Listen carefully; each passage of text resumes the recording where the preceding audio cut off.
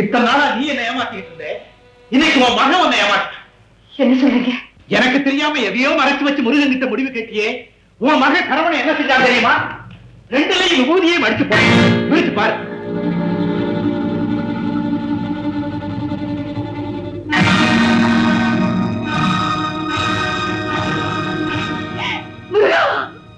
பள்ளியம்மே,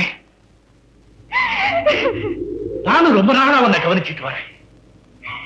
நீ எதையோ என்கிட்ட இருந்து மறைக்கிற. என்ன உன் பிரச்சனை? சொல்லு வள்ளியம்மே, சொல்லு. வேண்டாங்க, அதை உங்களால் தாங்கிக்க முடியாது. அதை சொல்லி உங்க மரத்தை துன்புறுத்த நான் தயாரா இல்லை. என்ன வற்புறுத்தாதீங்க.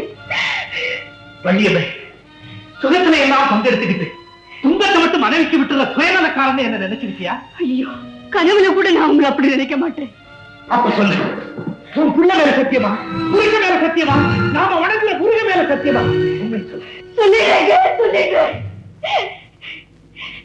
முருகன் கனவுல வந்து அழகோடி அறிவோடி உனக்கு ஆண் குழந்தை பிறந்தா 8 வயசு முடிஞ்சதும் இறந்து போயிடும் சொல்லிட்டாங்க.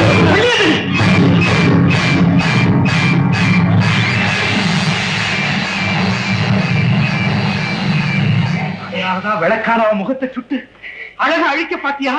ஆமாங்க. அதனாலதான் அவனை பள்ளிக்கூடத்துக்கு அனுப்ப வேண்டாம்னு தடுப்பியா? ஆமாங்க.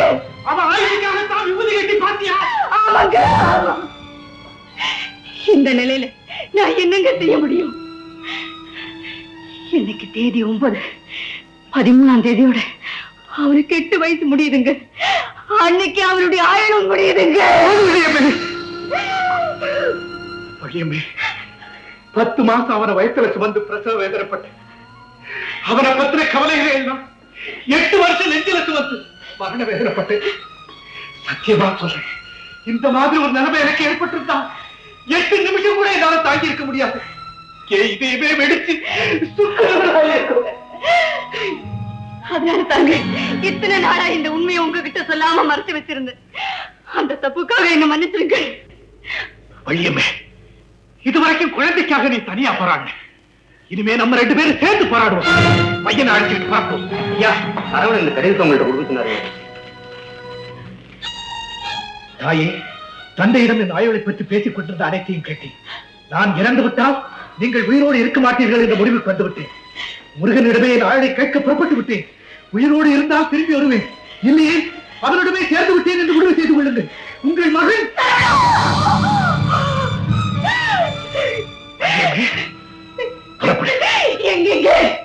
வடபழனிக்கு போற வழியில வந்து வரல இருக்க சொன்னானே, அந்த பாலமுறையிலே போய் போராடுவோம். புறப்படு.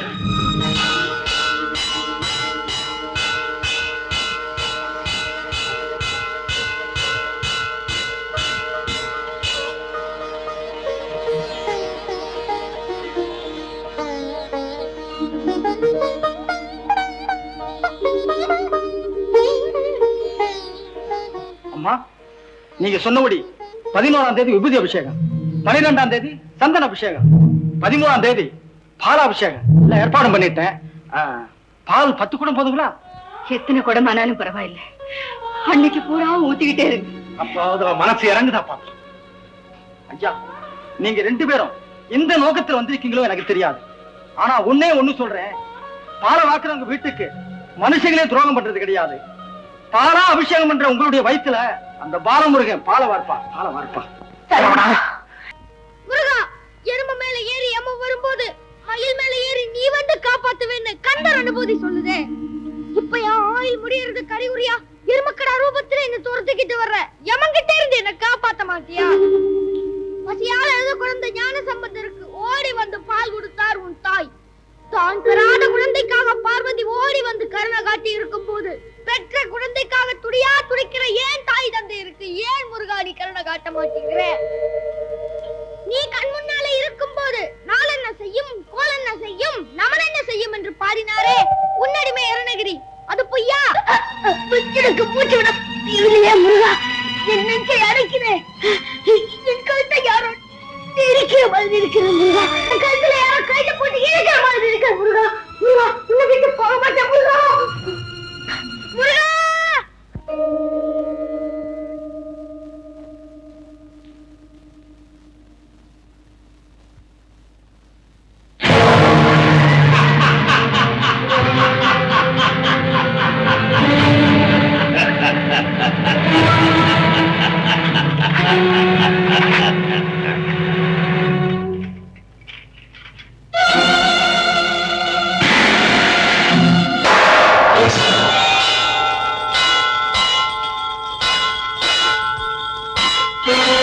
கந்த பெருமானே,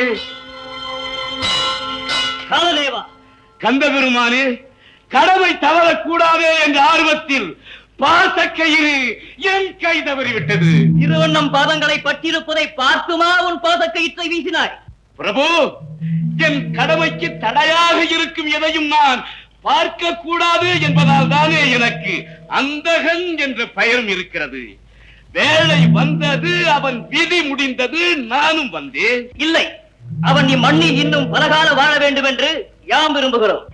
மன்னிக்கவும், ஒருவரின் விதி முடிந்ததும் அரைக்கால் வினாடி கூட கூட்டவோ அல்லது குறைக்கவோ செய்யாமல் இதுவரை நான் உயிர்களை கவர்ந்து வந்திருக்கிறேன்.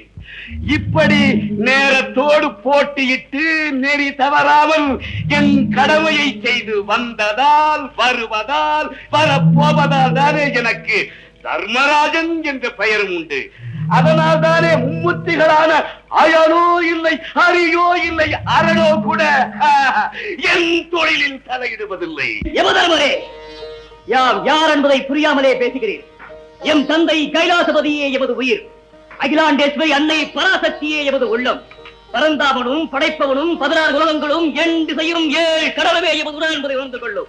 ஆகவே நமது சரண கமலாலயத்தில் சரணடைந்த இச்சிறுவனின் உயிரை பறிக்க நினைத்தால் உமது விதியை மாற்றி அமைக்க எம்மால் முடியும்.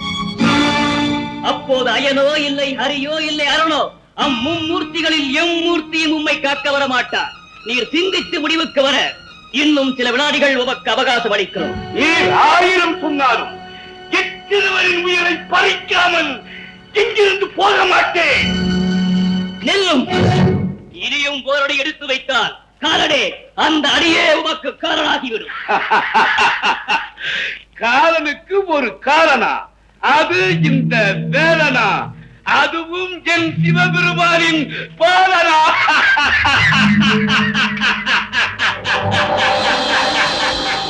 வேலே, உனக்கு வேலை வந்து விட்டது.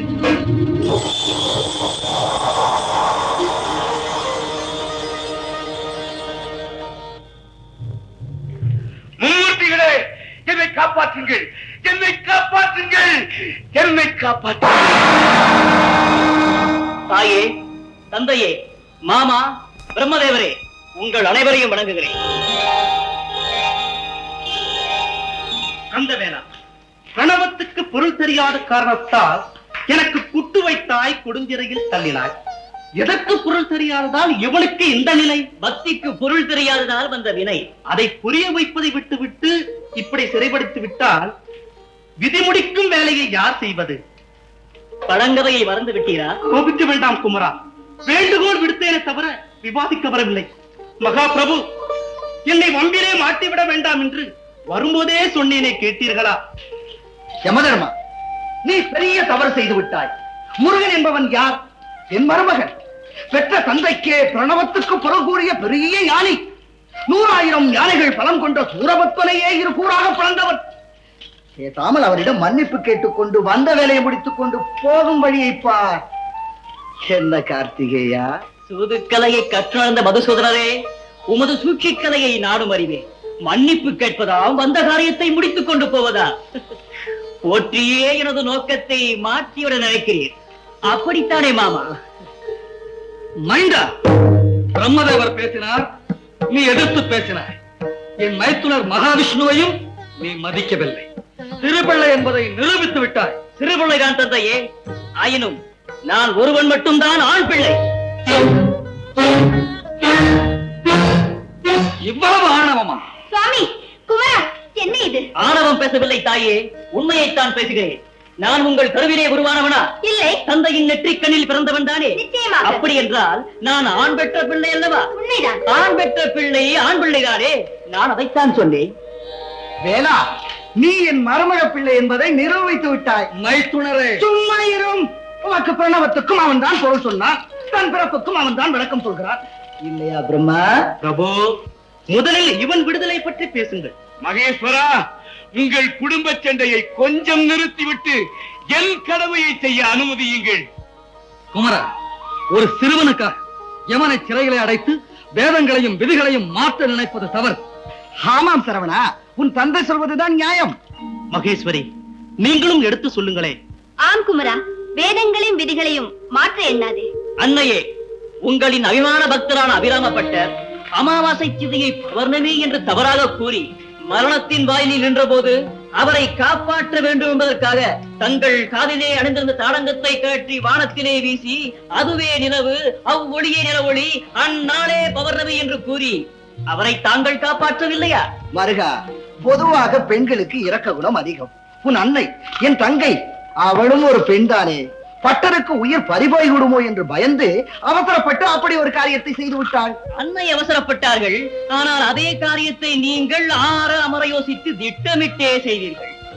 எதை சொல்கிறாய்? இரணியனுக்கு எந்த மனிதனாலும் மிருகத்தாலும் மரணம் இல்லை என்பதை உணர்ந்து இரண்டுமே இல்லாத நரசிம்மம் என்றொரு புது பிறவியை எடுத்து அவன் ரத்தத்தை குடித்து உமது பக்தன் பிரகலாதனை காப்பாற்றவில்லையா? மைந்தா, அவர் புதிதாக பிறவி எடுத்தாரே தவிர உன்னை போல் பூமியில் இறப்பை எல்லாம் தடுத்து நிறுத்தவில்லையே. அந்த வகையில் பார்த்தால் எனக்கு தாங்கள் தான் குரு தந்தையே. என்ன சொல்கிறாய்? உமது பக்தன் மார்க்கண்டையனை காப்பாற்ற காலனை காலால் எட்டி வைத்துக் கொன்றீரே, அப்போது பூமியில் இறப்பே இல்லாமல் போகவில்லையா?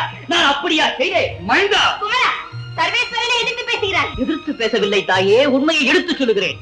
அபிராமபட்டருக்காக அமாவாசையை மாற்றலாம், பிரகலாதனுக்காக பிறவியை எடுக்கலாம், மார்க்கண்டையனுக்காக மரணத்தை நிறுத்தலாம். இப்படி உங்கள் பக்தர்களுக்காக நீங்கள் வேதங்களை மாற்றலாம், விதிகளை மீறலாம், விளக்கங்களை கூறலாம். ஆனால் நான் மட்டும் என் பக்தர்களுக்காக வேதங்களை மாற்றக்கூடாது, விதிகளை மீறக்கூடாது, விளக்கங்கள் கேட்கக்கூடாது.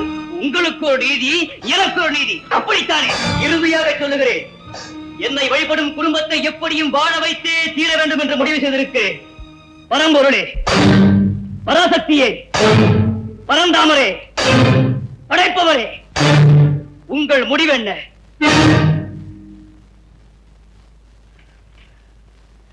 பொறுமையோடு பேசி வாங்க வேண்டியதை போராடி வாங்கும் நிலைக்கு என்னை ஆளாக்கி விடாதீர்கள். சொல்லுங்கள், சொல்லுங்கள். செந்தூரில் சூரபத்மனோடு நடத்திய போரில் அவன் தன் தாய் மாயையின் சக்தியால் 1000 உருவங்களாக தோன்றி உன் பொறுமையை சோதித்த போது எது உண்மையான உருவம் என்று தெரியாமல் கொதித்தெழுந்து முதல் முறையாக விஸ்வரூபம் எடுத்தாய், அவனை அழித்தாய். அடுத்து திருப்பரங்குன்றத்தில் நீ தெய்வ யானையை மணக்க வந்த பொழுது இச்சிறுவனுக்கா திருமணம் என்று சில கேட்டதற்காக சினந்து சீறி எழுந்து 2வது முறையாக விஸ்வரூபம் எடுத்தாய், தெய்வ யானையை மணந்தாய். இப்படி அசுரர்களை அழிக்கவும் ஏளனம் செய்தோரை அடக்கவும் விஸ்வரூபம் எடுத்த நீ உன் பக்தனை காக்க பதைத்து எழுவாய். மீண்டும் உன் விஸ்வரூபத்தை காணலாம் என்றுதான் உன்னை கொதித்தெழச் செய்தோம். ஆமைந்தா, அதற்காகவே உன்னை எதிர்த்து பேச நமனுக்கு கூட உன் தந்தையார் கட்டளையிட்டார். பிரபு, இது மும்மூர்த்திகளும் சேர்ந்து நடத்திய திருவிளையாடு. ஆம் மைந்தா, உனக்கு என்ன வேண்டுமோ கேள். தந்தையே, இதுவரை இதிகாச புராணங்களிலே இல்லாத ஒன்றை நான் கேட்கப் போகிறேன். இந்த வினாடி முதல் முருகா முருகா என்று உள்ளன்போடு யார் என்னை வணங்குகிறார்களோ அவர்களையெல்லாம் காலன் என் அனுமதியின்றி நெருங்கவே கூடாது.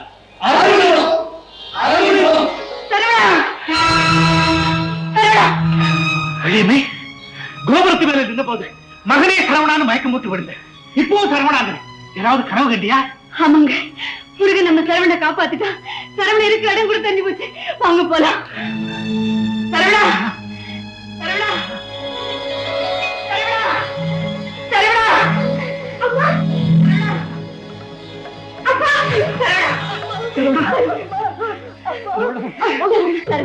அம்மா, அம்மா, எருமை துரத்திக்கிட்டு வந்தது அது யமன் தான் நினைச்சு ஓடி வந்து முருகா என்ன காப்பாத்துன முருகங்கால இறுக்கி கட்டி பிடிச்சுக்கிட்டேன்.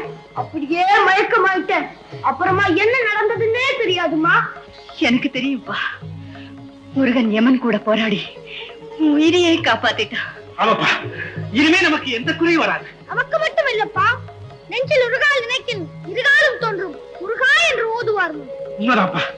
சரவணா, நீ பெரிய புத்திசாலி, அறிவாளி.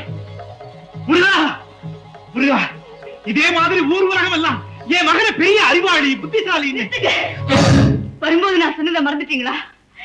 குழந்தை இப்படித்தான் இருக்கணும்னு நான் கேட்டதுனால தானே இவ்வளவு பெரிய சோதனை. இனிமே இவன் எப்படி இருக்கணுங்கிறத அவங்கிட்டே ஒப்படைச்சிடுவோம். முருகா